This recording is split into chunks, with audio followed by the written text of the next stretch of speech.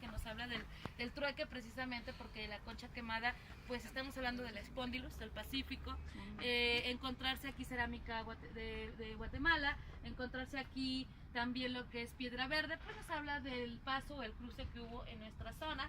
Aquí se encontraron ofrendas desde punzones de hueso, figurillas de barro, malacates, que era un mecanismo para hilar, ¿sí?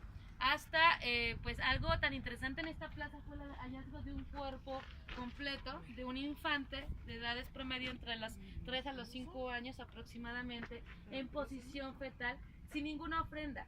Y esto se habla que es también de tradición tolteca, de la etapa de esplendor tolteca. Y además de esto vamos a dirigirnos al último punto, que es un altar en donde se encontró cráneos y mandíbulas de personajes importantes, guerreros de élite, de edades promedio entre 18 a 40 años de edad. Una foto.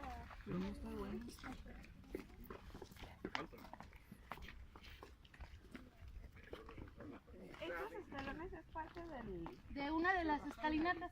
No ha sido restaurado completamente. Aquí se trató de hacer un refuerzo para que ustedes pudieran bajar, hacerlo porque no se permitía, por ahí en el 2008 me parece que no permitían pasar aquí por esta escalinata, pero pues afortunadamente ya nos permiten el acceso.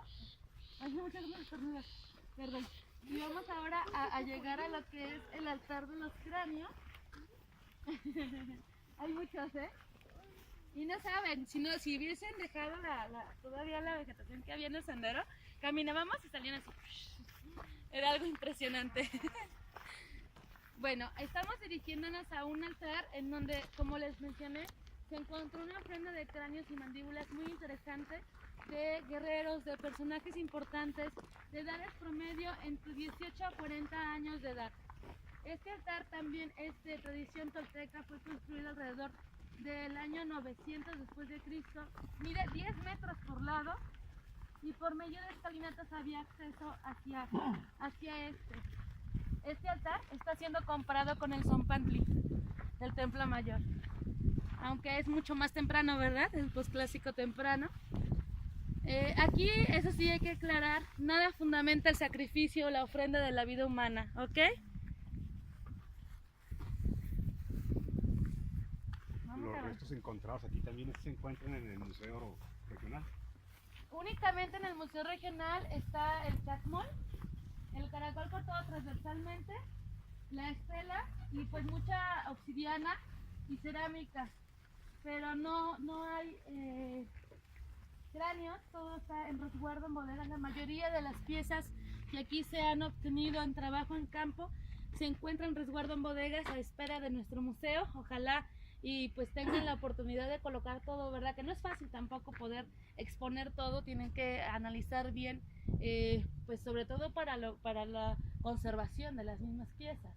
Entonces, ojalá y tengamos expuesto, ¿por qué no?, el coronamiento de aros cruzados que les expuse y recuperar una de las piezas del Museo Regional. Se está tratando, no sé cuál de estas piezas, pero yo lo personal quisiera el chacmol, ¿verdad? Estaría genial, no se sabe, ojalá.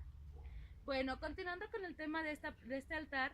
Este altar se considera un espacio, más que nada, no un espacio de sacrificio, de ofrenda de vida humana, sino un espacio en donde tenía el privilegio personajes importantes, guerreros de élite, el que fuesen depositados aquí. De hecho, el arqueólogo describe este espacio, como les dije, por el saqueo y daños, como tumbas saqueadas.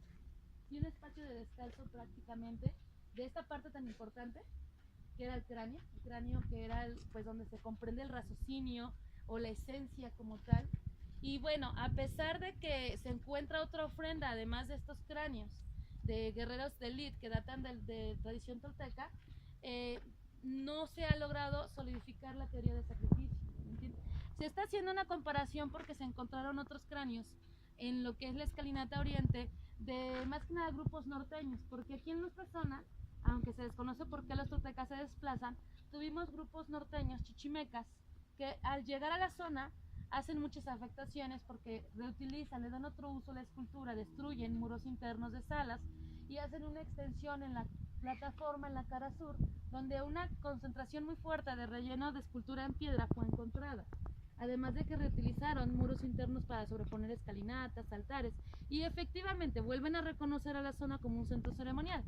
Entonces estos cráneos encontrados posiblemente era de estos grupos norteños, una